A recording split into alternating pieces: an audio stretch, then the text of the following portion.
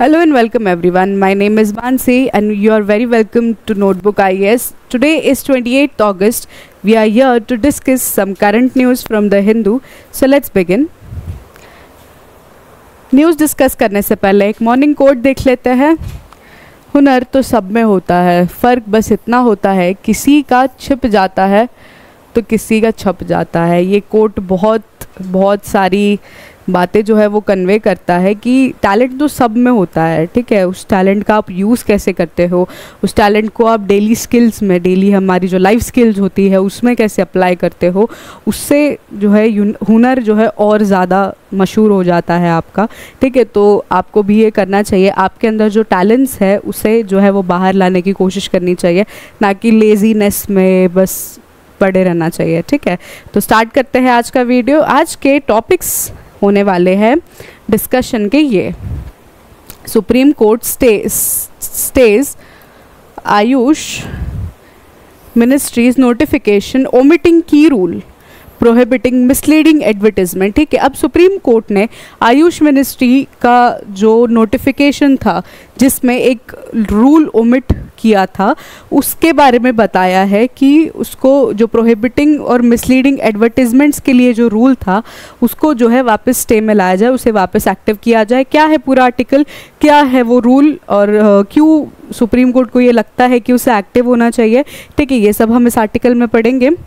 Mohanlal resigns, AAMA executive panel dissolves, ठीक है। अब मोहनलाल जो है उन्होंने रिज़ाइन कर दिया है। AAMA, ठीक है, association of Malayalam movie actress का जो एसोसिएशन था, इसके जो लीडर थे वो मोहनलाल, उन्होंने रिज़ाइन कर दिया है, ठीक है। काफ़ी इम्पोर्टेंट लीडर थे ये, ठीक है। ये क्यों हुआ है, क्या ऐसे रीजंस आ गए कि उनको रिज़ाइन करना पड़ गया, ठीक है। तो हम आगे देखते हैं। और ये एग्जीक्यूटिव पैनल जो है वो डिसॉल्व भी हो गया है, ठीक है। तो वो क्यों डिसॉल्व हुआ है, क्या है उसका मेन रीज़न, वो हम आगे इस आर्टिकल में पढ़ेंगे। Case against contractor structural consultant over collapses of Shivaji statue, ठीक है। कॉन्ट्रैक्टर जो है उनके अगेंस्ट केस दर्ज किया गया है। क्यों केस दर्ज किया गया है, जो स्ट्रक्चरल कंसल्टेंट था, ठीक है, कॉन्ट्रैक्टर जो स्ट्रक्चरल कंसल्टेंट था उनके ऊपर केस दर्ज किया गया है, ठीक है। जो शिवाजी महाराज, छत्रपति शिवाजी महाराज का जो स्टैचू था वो कोलैप्स हो गया है, ठीक है। कहाँ हुआ है ये, ठीक है, क्या है पूरा टॉपिक हम देखेंगे आगे। Satish Kumar named new chairman of railway board, Satish Kumar को जो है new chairman of railway board के जो है वो नए चेयरमैन जो है वो घोषित कर दिया गया है, ठीक है। CEO भी उन्हें घोषित कर दिया गया है। क्या है पूरा मामला, सतीश कुमार की क्या ऐसी पोस्ट थी, क्या एलिजिबिलिटी क्राइटेरिया थी, वो हम आगे देखेंगे। पर्सनालिटी इन न्यूज़ है ये, काफ़ी इंपॉर्टेंट हो जाता है ये article. After phone call with Biden, Modi discusses Ukraine trip with Putin, ठीक है। यूक्रेन की ट्रिप के बाद मोदी जी ने जो है, प्राइम मिनिस्टर नरेंद्र मोदी ने जो है US के प्रेसिडेंट और रशिया के जो प्रेसिडेंट है उन दोनों के साथ में, ठीक है, यूक्रेन के क्राइसिस के बारे में डिस्कस किया है। क्या है ये, क्यों डिस्कस किया है उन्होंने, क्या डिस्कशन किया है, क्यों डिस्कशन किया है, वो हम इस आर्टिकल में आगे देखेंगे। उन दोनों के क्या रिएक्शंस थे वो भी हम इस आर्टिकल में देखेंगे, ठीक है। Himachal assembly passes bill raising marriage age for women to 21 from 18, ठीक है। हिमाचल प्रदेश लेजिस्लेटिव असेंबली ने एक बिल पास किया है जिसके अकॉर्डिंग मैरिज की जो एज है विमेन की वो 18 से 21 कर दी गई है, ठीक है। पढ़ते हैं आगे क्या है इस पूरे बिल का जो है, क्यों बिल एस्टैब्लिश हुआ, क्या रीजंस है इसके पीछे, ठीक है। आगे पढ़ेंगे। IIL Australian varsity developer needle free कोविड-19 वैक्सीन। अब IIL ने जो है वो एक नीडल फ्री वैक्सीन डेवलप करी है कोविड-19 की, ठीक है। उसके क्या बेनिफिट्स है, क्या वो मतलब क्या वो कोविड-19 को जो है वो, क्या वो वैक्सीन जो है क्वालिटी सही है उसकी या नहीं, वो हम आगे देखेंगे। क्या स्टैंडर्ड्स है उसके, क्वालिटी स्टैंडर्ड्स, वो भी देखेंगे। इससे ये वैक्सीन डेवलप होने से, नीडल फ्री वैक्सीन डेवलप होने से क्या बेनिफिट होगा वो भी हम आगे देखेंगे। ठीक है, CDSCO grants approval for making RT-PCR testing kits to detect mpox in India। ठीक है, mpox जिसको पहले मंकी पॉक्स बोला जाता था, ठीक है, इंडिया में CDSCO ने एक अप्रूवल ग्रांट कर दिया है कि mpox का जो डिटेक्शन होगा, ठीक है, कि कब कोई भी इंसान को एमपॉक्स से वो कैसे पता चलेगा, RT-PCR टेस्ट लेके, ठीक है, RT-PCR टेस्ट जो हो कोविड-19 के वक्त जो यूज़ करते थे वो ही टेस्ट जो है, वो टेस्ट नहीं, थोड़े इनोवेट करके जो है एमपॉक्स के लिए बनाए जाएंगे। ठीक है, तो इसका अप्रूवल जो है वो CDSO ने दिया है। CDSO क्या बॉडी है, क्या उनके एम है, क्या पर्पस है, क्या किसको एडमिनिस्टर करती है, वो हम देखेंगे, और ये उन्होंने क्यों किया है, ये अप्रूवल क्यों दिया है, और इसमें इंडिया को क्या बेनिफिट होगा इस अप्रूवल से। ठीक है, वो भी हम आगे देखेंगे। India Brazil strategic partnership deepens and diversified over years. ठीक है, इंडिया ब्राज़ील के रिलेशंस के बारे में पढ़ेंगे कि इंडिया ब्राज़ील का जो रिलेशन है वो बढ़ते सालों में कैसे बढ़ा है, बॉन्ड कैसे डेवलप हुआ है। ठीक है, वो हम इस आर्टिकल में पढ़ेंगे। ओपेक प्लस आउटपुट कट में push India refers to source oil from Americas. ठीक है, अब ओपेक प्लस ने जो है, ओपेक प्लस कंट्रीज़ जो है उन्होंने एक ऑयल से रिलेटेड जो है एक डिसीजन लिया है। ठीक है, अब वो क्या डिसीजन है वो हम आगे देखेंगे, डिटेल में देखेंगे। ओपेक प्लस कंट्रीज़ के बारे में भी जानेंगे, ओपेक कंट्रीज़ के बारे में भी जानेंगे। ठीक है, तो डिटेल डिस्कशन की शुरुआत करते हैं। उससे पहले क्वेश्चन सॉल्व कर लेते हैं कल के। ठीक है, क्या क्वेश्चन है? Which of the following statement is are correct regarding the ban on e cigarettes in India. अब कल हमने देखा कि ई सिगरेट्स और एक बटन नाइफ यूज़ करते हुए जो सेल कर रहे थे उनको 14 लोगों को जो है वो पकड़ा गया है। ठीक है, 14 लोगों को हिरासत में ले लिया गया है NCR रीजन में। ठीक है, तो ये न्यूज़ थी कल की, उससे रिलेटेड ये क्वेश्चन मैंने बनाया था कि which of the following statement are correct regarding ban on e cigarettes. अब ई सिगरेट्स के बैन के ऊपर ये तीनों स्टेटमेंट में से कौन सा सबसे सही स्टेटमेंट है वो हमें बताना है। ठीक है, ई सिगरेट्स का प्रोहिबिशन क्यों हुआ था? Prohibition of electronic cigarettes act 2019 bans the production, manufacturing, import, export, transport, sale, distribution, storage and advertisement of e-cigarettes. Yes, this is correct. ये 2019 के एक्ट में हुआ था, प्रोहिबिशन ऑफ इलेक्ट्रिक सिगरेट्स के एक्ट में। ठीक है, ये इंपॉर्टेंट है, ये सही है, ये करेक्ट है स्टेटमेंट। आगे देखते हैं। The act criminalises the use of cigarettes by individuals with imprisonment as possible penalty. Yes, this is also correct. imprisonment भी हो सकती है। ठीक है, अगर सिवियर देखा गया, ठीक है, कि बहुत लार्ज स्केल पे जो है वो प्रोडक्शन कर रहे हैं और बहुत लार्ज स्केल पे जो है वो सेल किए जा रहे हैं सिगरेट्स वगैरह, तो उसमें प्रिजनमेंट भी हो सकती है।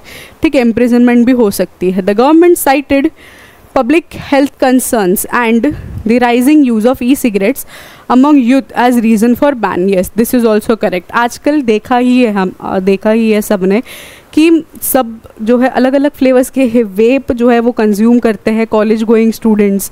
ठीक है, जो बैचलर्स की डिग्री ले रहे हैं वो स्पेशली उनमें देखा जाता है कि वो ई सिगरेट्स का कंजम्पशन इतना ज़्यादा लेवल पे है कि मत पूछो। पता नहीं क्या उनको ओरल एडिक्शन ऐसा हो गया है, निकोटीन का एडिक्शन ऐसा हो गया है कि छुट्टी नहीं है वो आदत, या फिर सिर्फ कूल बनने, कुछ होता है कूल बनने के लिए भी ये सब कुछ करते हैं। सब कुछ नहीं करना चाहिए। This is not good for your health. You should prioritise your health on everything. ठीक है, आपकी हेल्थ आपके लिए बहुत ज़्यादा इंपॉर्टेंट है, तो ये सब कुछ नहीं करना चाहिए।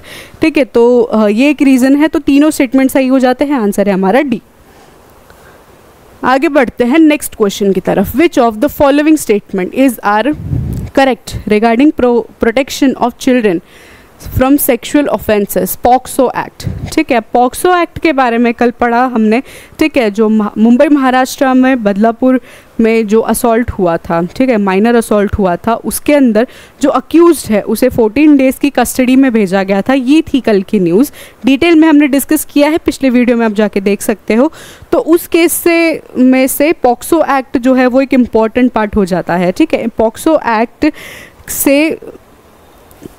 एक्ट के लिए ये 3 स्टेटमेंट दिए हुए हैं। इनमें से सबसे सही स्टेटमेंट क्या डिस्क्राइब करता है पॉक्सो एक्ट को, या उससे सबसे ज़्यादा क्या रिलेटेड है वो हमें बताना है। ठीक है। POCSO act 2012 is gender neutral and applies to both boys and girls below the age of 18 years. Yes, this is correct. 18 साल के नीचे के बच्चे, कोई भी बच्चे, जेंडर न्यूट्रल है ये, बॉयज़ गर्ल्स और बाकी और भी जेंडर्स जो होते हैं वो भी इंक्लूडेड है इसमें, ठीक है। ये जेंडर न्यूट्रल है। पॉक्सो एक्ट जो है सबके ऊपर लागू होता है अंडर 18 ईयर्स ऑफ एज। ये इंपॉर्टेंट है कि 18 साल के नीचे के बच्चे, ठीक है। ये डेफिनेशन है चाइल्ड का पॉक्सो एक्ट के तहत।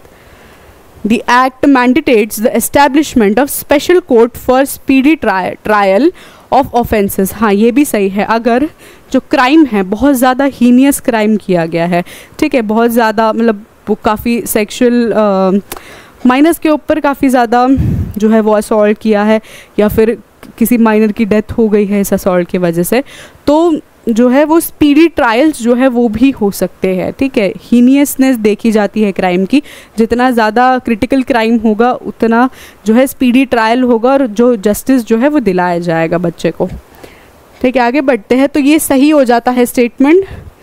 The act provides for stagnant punishments including death penalties for aggregated sexual assaults। ये भी सही है। aggregated sexual assault पे जो है वो death penalties भी मिल सकती है, तो इसका सही आंसर है डी, ठीक है। आगे बढ़ते हैं नेक्स्ट क्वेश्चन की तरफ। Which of the following years did South Africa join BRICS grouping, turning BRIC into BRICS?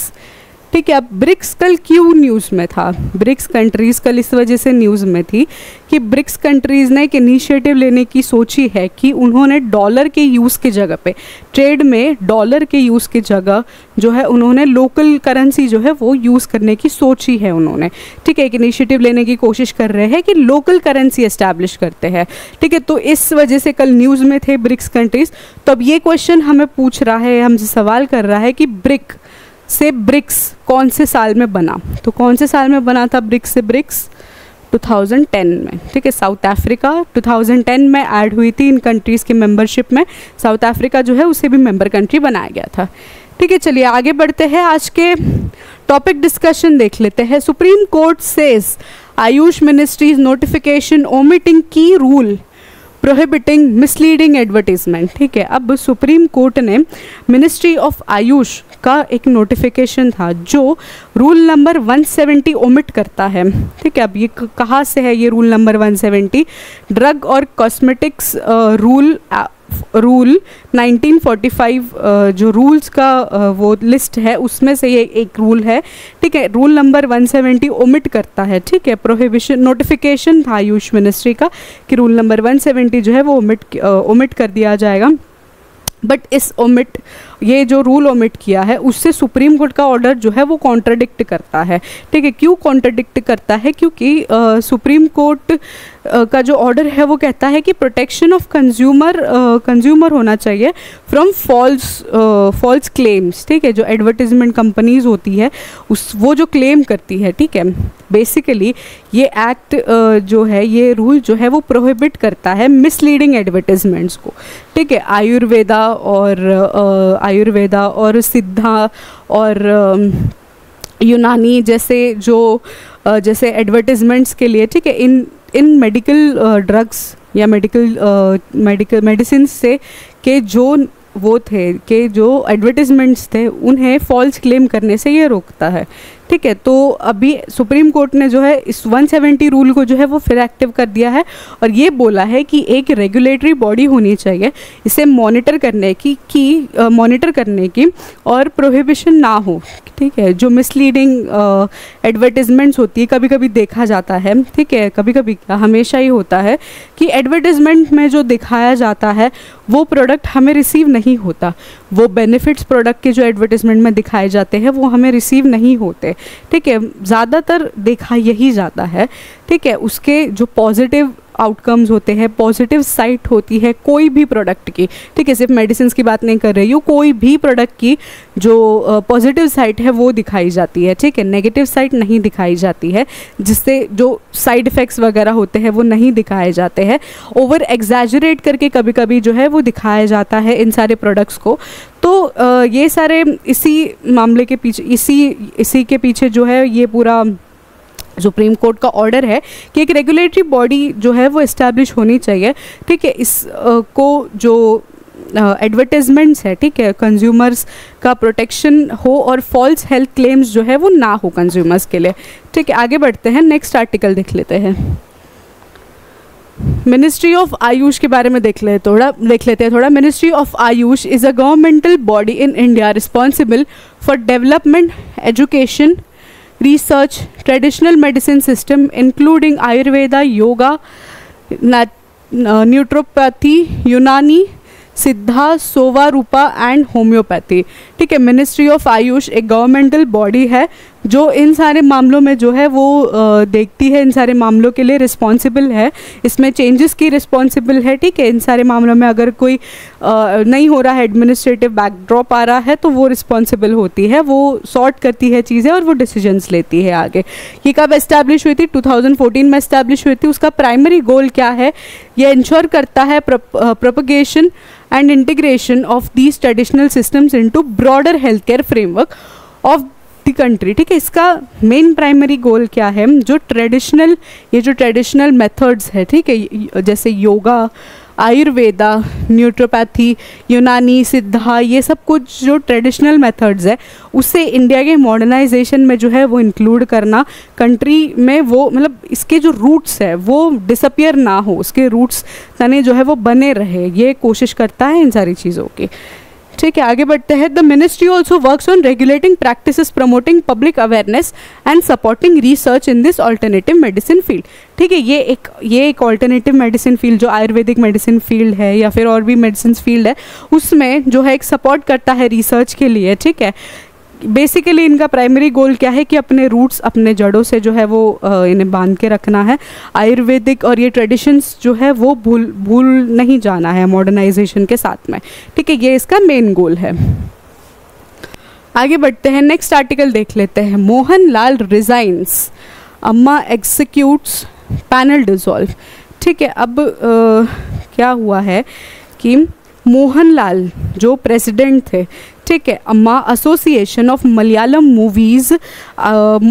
Movie artist के, ये अम्मा जो एक बॉडी है, ठीक है, एसोसिएशन है, ठीक है, association of Malayalam movie artist, ठीक है, ये एसोसिएशन के प्रेसिडेंट थे मोहनलाल, ठीक है। उन्हें जो है प्रेशराइज किया गया था कि वो रिज़ाइन कर दे, ठीक है। क्यों प्रेशराइज किया था? क्योंकि जो ये कमेटी है पूरी, उसके जो लीडर्स है, ठीक है, मेन जो लीडर्स है, उनके ऊपर सेक्सुअल असॉल्ट के केसेस जो है वो दर्ज हुए हैं, सेक्सुअल असॉल्ट के एलिगेशंस लगाए गए हैं, इस वजह से उन्हें जो है प्रेशराइज किया गया कि वो रिज़ाइन कर दे, ठीक है। अब ये सब क्यों हुआ है? ठीक है, थोड़े दिनों पहले या 1-2 दिन पहले ही हमने डिस्कस किया था, हेमा कमेटी की जो रिपोर्ट आई है, ठीक है, उस वजह से 2 और फिल्म मेकर्स, एक तो एक्टर सिद्धांत और दूसरे जो है फिल्म मेकर रंजीत, इनको जो है रिज़ाइन करना पड़ गया था क्योंकि इनके ऊपर जो है सेक्सुअल असॉल्ट के केसेस जो है, एलिगेशंस जो है वो लगे थे,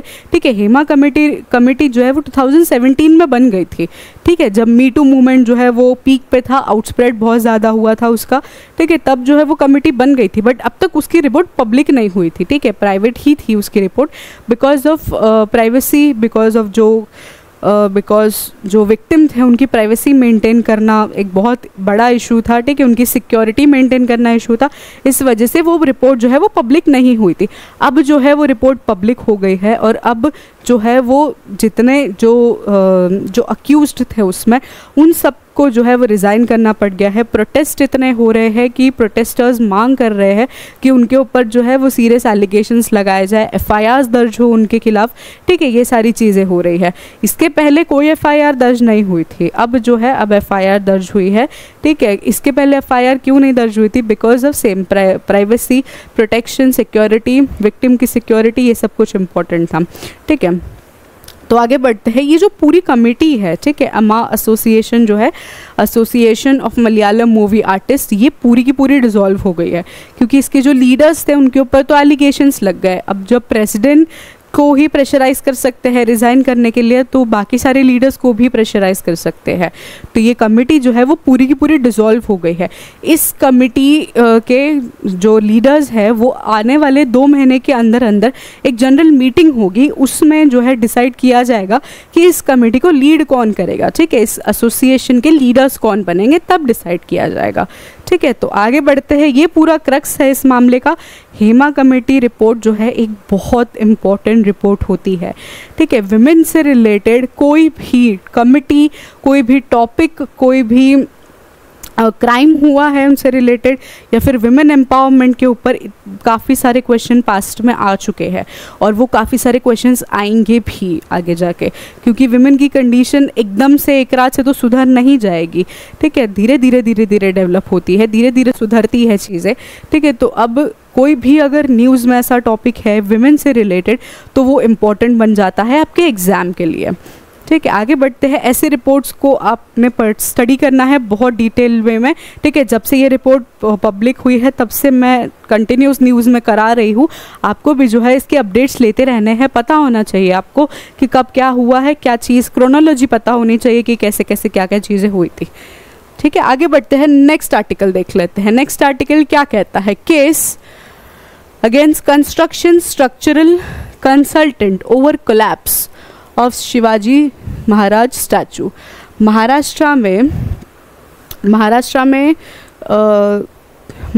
में क्या हुआ है, ठीक है। महाराष्ट्र में जो शिवाजी महाराज का स्टैचू था, ठीक है, recent collapse of Chhatrapati Shivaji Maharaj statue in Sindhudurg Maharashtra, ठीक है। सिंधुदुर्ग डिस्ट्रिक्ट ऑफ महाराष्ट्र में जो छत्रपति शिवाजी महाराज है उनका एक स्टैचू बनाया गया था, जिसका इनॉग्रेशन जो है वो मोदी जी ने किया था, ठीक है। प्राइम मिनिस्टर नरेंद्र मोदी ने दिसंबर 2023 में उसका इनॉग्रेशन भी किया था, ठीक है। उसका वो जो है वो कोलैप्स हो गया है, ठीक है। कोलैप्स, गिर गया है, पूरा टूट गया है। तो वो कोलैप्स होने के पीछे जो है जो कंसल्टेंट थे, कंस्ट्रक्टिंग वर्कर्स, ठीक है, उनके ऊपर जो है वो FIR दर्ज करी गई है, ठीक है। पढ़ते हैं इसके बारे में और आगे। has led legal action against constructors and structural consultant involved in construction, ठीक है। जो कंस्ट्रक्शन में इन्वॉल्व थे उनके ऊपर, सबके ऊपर लीगल एक्शंस लिए जा रहे हैं, ठीक है। द 35 फुट स्टैचू कितना फुट का था? 35 फुट, ठीक है। Statue which was unveiled by prime minister Narendra Modi in December 2023। ये इंपॉर्टेंट है, याद रखिए, दिसंबर 2023 में, ठीक है, उसका इनॉग्रेशन हुआ था, उसको अनवेल किया गया था, ठीक है। Collapsed on August 26, 2024। 26 अगस्त को जो है वो कोलैप्स हो गया है पूरा स्टैचू, ठीक है। Causing significant embarrassment to Eknath Shinde led state government, ठीक है। इस कोलैप्स का जो है एक इम्पैक्ट जो है वो गवर्नमेंट में भी पड़ता है, ठीक है। एम्बैरेसिंग इम्पैक्ट पड़ा है एकनाथ शिंदे लेड गवर्नमेंट के ऊपर, ठीक है। रीजंस देख लेते हैं कि क्या रीजंस थे कोलैप्स के, ठीक है। कॉज ऑफ कोलैप्स देख लेते हैं। According to primary reports the statue collapse is believed to be due to rusting of steel used in construction, ठीक है। रस्टिंग स्टील जो यूज़ हुआ था उसकी रस्टिंग हो गई थी, जो कंस्ट्रक्शन में यूज़ हुआ था उस वजह से, ठीक है। तो ये मेन माना गया है कि इस वजह से जो है वो कोलैप्स हुआ, which weakened the structure. The statue was also reportedly infected by strong winds, ठीक है। सिंधुदुर्ग महाराष्ट्र एक ऐसा प्लेस है जहाँ पर एक तो रीजनल एरिया हो जाता है, ठीक है, कोस्टल एरिया हो जाता है, वहाँ पर बारिश बहुत ज़्यादा होती है, ठीक है। तो विंड्स भी बहुत ज़्यादा चलती है, तो विंड्स की वजह से विंड्स भी एक जो है इम्पॉर्टेंट पॉइंट माना गया है। बट जब आप कोई स्टैचू कंस्ट्रक्ट कर रहे हो तो आपको पता है लोकेशन की, लोकेशन क्या मांगती है आपसे, ठीक है। कोई स्टैचू कॉन्स्टिट्यूट कर रहे हो तो आपको पता है एनवायरमेंटल कंडीशंस कैसी होंगी, ठीक है। तो आपको ऐसा चीज़ बनाना चाहिए, ऐसा प्रोडक्ट बनाना चाहिए कि उस एरिया के एनवायरनमेंट से, उस एरिया के जो लोकेशन है उससे उसको मद्देनज़र रखते हुए बनाना चाहिए। तो ये एक बहुत बड़ा फेलियर है जो कंस्ट्रक्शन वर्कर्स थे, कंस्ट्रक्टर्स थे, कंसल्टेंट्स थे स्ट्रक्चर के, उनका एक बहुत बड़ा फेलियर है। ठीक है, आगे बढ़ते हैं। Political repercussions. The incident has sparked criticism from opposition parties who blame the state government for inadequacy। ठीक है, क्रिटिसिज्म तो होगा ही अपोजिशन के थ्रू। ठीक है, तो अपोजिशन माना गया है। इंडियन नेवीज रोल, अब इसमें इंडिया के नेवी का क्या रोल है? The Indian Navy, which designed and constructed the statue, has expressed concerns over the incident and has committed to investigate the cause and restoring this statue. ठीक है, Indian navy का इसमें क्या role है? Indian navy जो है उन्होंने जो है वो कंस्ट्रक्ट किया था, ठीक है, कॉन्स्टिट्यूट किया था इस स्टैचू को। तो उन्होंने ये बोला है कि इन्वेस्टिगेशन बिठाई जाएगी कि क्यों ऐसा हुआ। ठीक है, क्या रीज़न थे इसके, मेन रीजंस क्या थे कोलैप्स के, ये देखा जाएगा और रिस्टोर किया जाएगा। ठीक है, फिर एक और बार बनाया जाएगा एक स्टैचू। ठीक है, फिर आगे बढ़ते हैं। नेक्स्ट आर्टिकल क्या है? Satish Kumar named new chairperson of railway board. अब सतीश कुमार जी जो है, सतीश कुमार को नया चेयरपर्सन चीफ एग्जीक्यूटिव ऑफिसर बनाया गया है रेलवे बोर्ड का। ठीक है, इन्होंने जो है ये एक सीनियर ऑफिसर है, सीनियर ऑफिसर रह चुके हैं इंडियन रेलवे मैनेजमेंट सर्विस के। ठीक है, और ये जो है जया वर्मा सिन्हा की पोस्ट संभालेंगे 1 सितंबर से। ठीक है, जया वर्मा सिन्हा जो है वो रिटायर होने वाले हैं, उनकी जगह जो है वो ये 1 सितंबर से जो है वो लेंगे। ठीक है, ये एक सतीश कुमार जी जो है वो पहले दलित ऑफिसर है।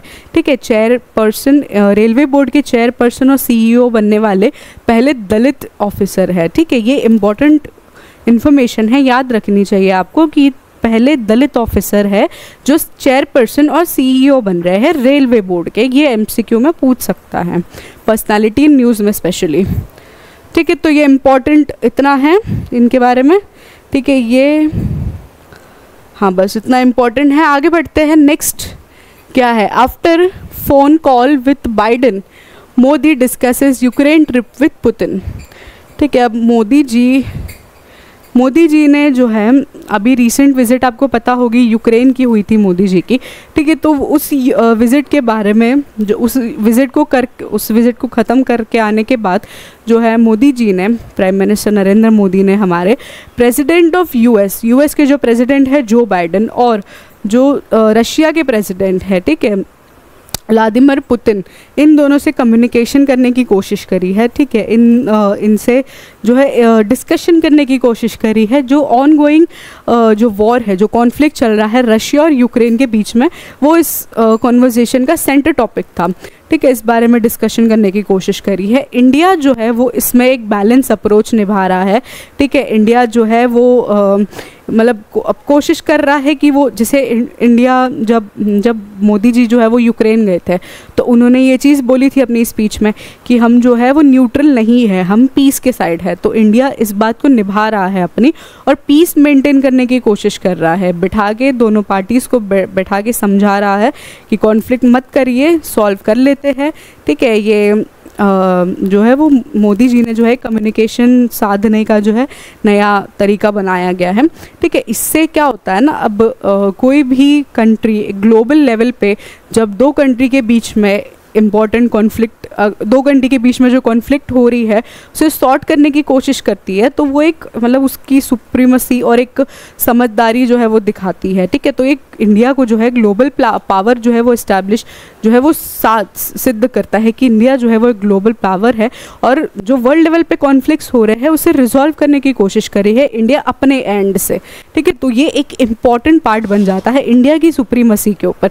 ठीक है, इंडिया को जो है वो ग्लोबल पावर जो है इसमें कंसिडर किया जाएगा। ठीक है, ऐसे आपको भी करना चाहिए समझदारी वाली बातें कि अगर किसी में, आपके दोस्तों में भी कॉन्फ्लिक्ट्स हो रहे हैं तो दोनों पार्टीज़ को बिठा के समझाइए। ठीक है, वो ही जो है मोदी जी कर रहे हैं, दोनों पार्टीज़ को समझा के बिठा के। कॉन्फ्लिक्ट वॉर से कुछ नहीं होगा, डिस्ट्रक्शन ही होती है। उससे बेटर है कि हम बैठ के सुलझा ले कि भाई आपको क्या चाहिए, आपको क्या चाहिए। दोनों जो है अगर एक म्यूचुअल कंसेंट पे आ गए, म्यूचुअल डिसीजन पे आ गए तो सॉल्व करेंगे। ठीक है, तो इससे जो है वो मीडिएटर जो होता है उसका वो उसको समझदार माना जाता है, उसकी समझदारी इसमें देखी जाती है। ठीक है, आगे बढ़ते हैं नेक्स्ट टॉपिक की तरफ। Himachal assembly passes bill raising marriage for women to 21, raising marriage age of women from 21 to 18। ठीक है, अब हिमाचल प्रदेश ने जो है Himachal Pradesh child marriage prohibition amendment act 2024 में ये बोला है कि जो मैरिज की एज है, ठीक है, वो 18 से 21 करी जाएगी। ठीक है, ये एक इनिशिएटिव है हिमाचल प्रदेश असेंबली का। ये बिल जो है इनका मॉनसून सेशन में जो है वो डिस्कस हुआ है।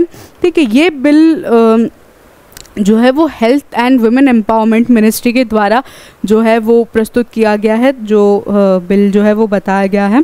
ठीक है, ये बिल बहुत अनोनिमस था, मतलब एकदम सडनली राइज किया, और जो है बिल का प्रोसेस अभी मैं आप आगे डिस्कस करूँगी कि एक बिल जो है वो कैसे बिल या एक्ट बनता है, कैसे उसको गवर्नर जो है वो अप्रूव करते हैं, फिर जाके वो जो है बिल जो है वो एक्ट बनता है। ठीक है, तो ये बिल जो है वो बहुत अनोनिमस था। अनोनिमसली एक दिन जो है मिनिस्टर्स ने आके ये सजेशन दिया कि आप इस बिल को पास कर दीजिए।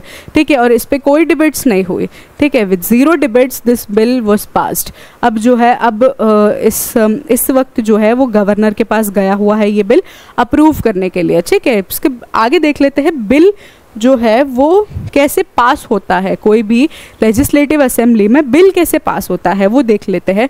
ठीक है, मिनिस्टर्स और member of assembly MLA introduces the bill in assembly. If the minister introduces the bill, it is called government bill, and if MLA introduces, it is called private member bill. ठीक है, जब ministers कोई bill जो है वो legislative assembly में introduce करते हैं तो उसे गवर्नमेंट बिल बोला जाता है। ठीक है, गवर्नमेंट बिल बोला जाता है। और जो MLAs होते हैं, ठीक है, मेंबर ऑफ लेजिस्लेटिव असेंबली, जो अगर बिल पास करने की कोशिश करते हैं, बिल इंट्रोड्यूस करने की कोशिश करते हैं, उस बिल को प्राइवेट मेंबर बिल बोला जाता है। ठीक है, ये इंपॉर्टेंट है, याद रखिए, ये पूरा प्रोसीजर इंपॉर्टेंट है। ठीक है, क्वेश्चन आ सकता है, the ministers must give written notice to assembly secretary at least 7 days before the introduction to request the permission. ठीक है, अब जो लेजिस्लेटिव असेंबली है, लेजिस्लेटिव असेंबली के सेक्रेटरी को जो है, जो भी मिनिस्टर को ये बिल पास करना है या बिल को इंट्रोड्यूस करना है लेजिस्लेटिव असेंबली में, उनको परमिशन लेनी पड़ती है। एटलीस्ट 7 days प्रायर रिक्वेस्ट करनी पड़ती है कि सर क्या मैं ये बिल प्रस्तुत कर सकता हूँ, क्या मैं ये बिल इंट्रोड्यूस कर सकता हूँ। ठीक है, उनके अप्रूवल के बाद ही जो है वो बिल आगे बढ़ाया जाता है, इंट्रोड्यूस किया जाता है लेजिस्लेटिव असेंबली में। ठीक है, after the bill is introduce it is published in the gadget. ठीक है, गैजेट में पब्लिश होता है ये। ठीक है, उसके बाद डिबेट होती है। ठीक है, दोनों the bill is then debated and discussed in the assembly. Legislative assembly में बिल डिस्कस होता है कि अगर ये बिल इम्प्लीमेंट किया तो क्या प्रॉब्लम्स राइज हो सकती है, क्या बेनिफिट्स होंगे इसके। ठीक है, क्या बैकलैशेस देखा जा सकता है, इस बिल के अलावा क्या इनिशिएटिव ले सकते हैं, इस बिल से संबंधित कौन से इनिशिएटिव और ले सकते हैं, ये सब कुछ डिस्कस होता है असेंबली में।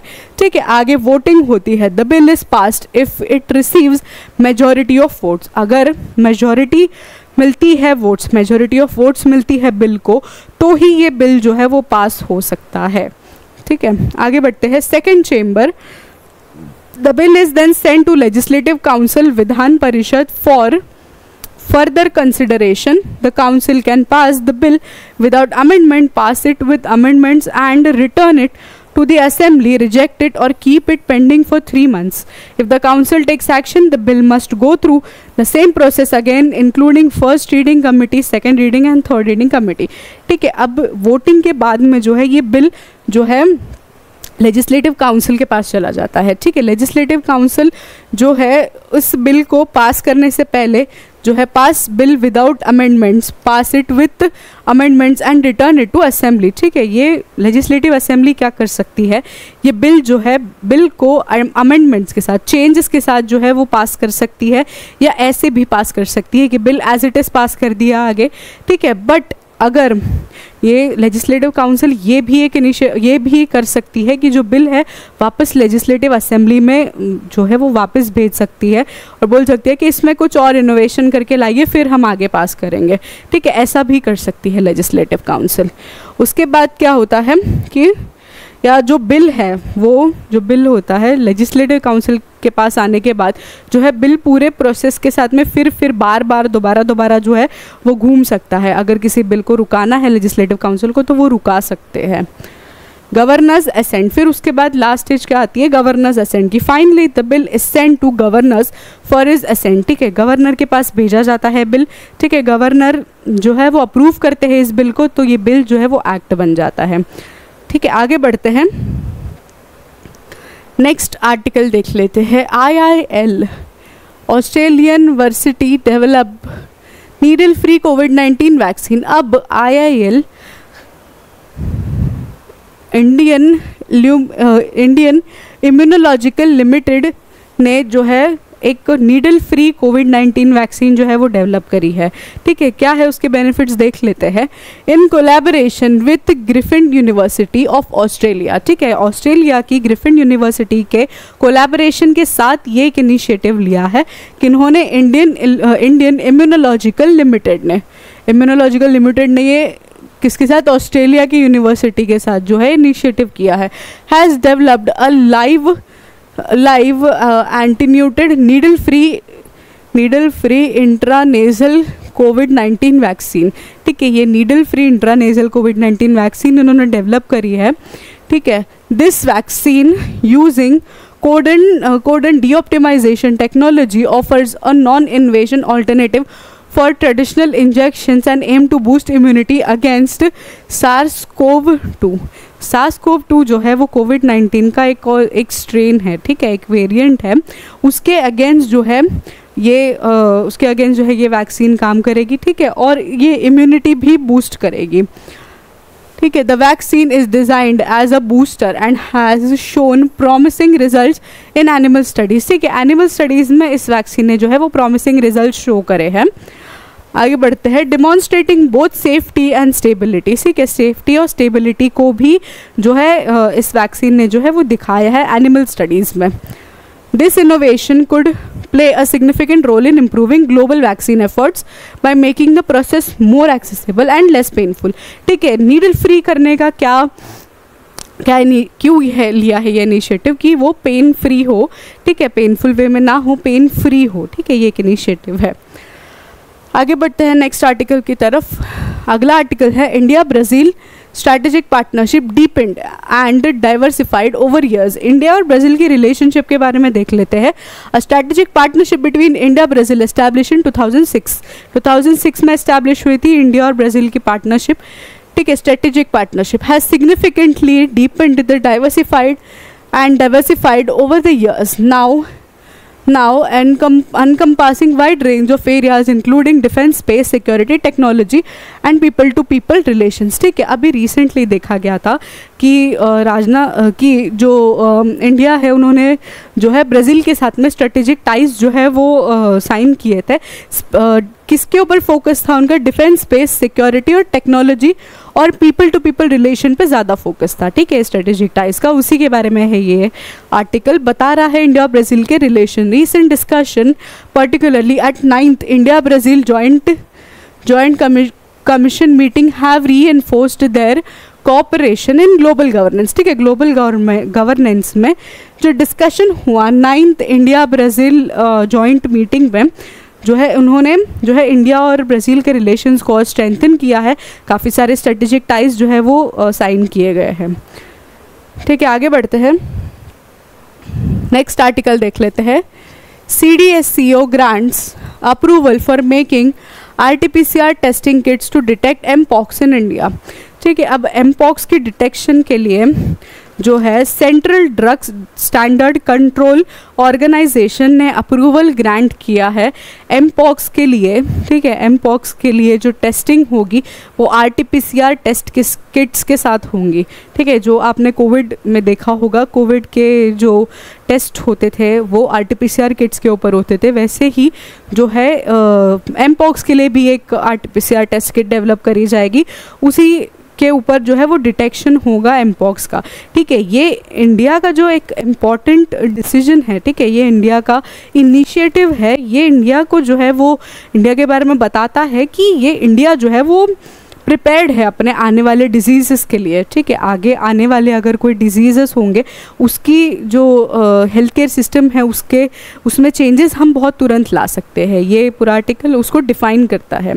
ठीक है। CDSO एक नेशनल रेगुलेटरी बॉडी है जो फार्मास्यूटिकल्स और मेडिकल डिवाइसेस के लिए है, ठीक है। ये बॉडी जो है वो क्रूशियल रोल निभाती है, सेफ्टी, एफिकेसी और क्वालिटी मॉनिटर करती है, ठीक है, जो फार्मास्यूटिकल्स और मेडिकल डिवाइसेस होती है उनकी, ठीक है। ये जो पूरा इनिशिएटिव है, ठीक है, टेस्ट किट्स को इंडिया में बनाने का, ठीक है, RT-PCR टेस्ट किट्स को बनाने का इंडिया में, वो initiative make in India initiative का में एक कंट्रीब्यूशन करता है, ठीक है। मेक इन इंडिया जो इनिशिएटिव है उसमें कंट्रीब्यूट करता है, बहुत इम्पॉर्टेंट हो जाता है इंडिया के पर्सपेक्टिव से। ये बहुत इम्पॉर्टेंट है कि इंडिया हेल्थ केयर सिस्टम में आने वाले चैलेंजेस के लिए तैयार है, प्रिपेयर्ड है, ये दर्शाता है ये आर्टिकल, ठीक है।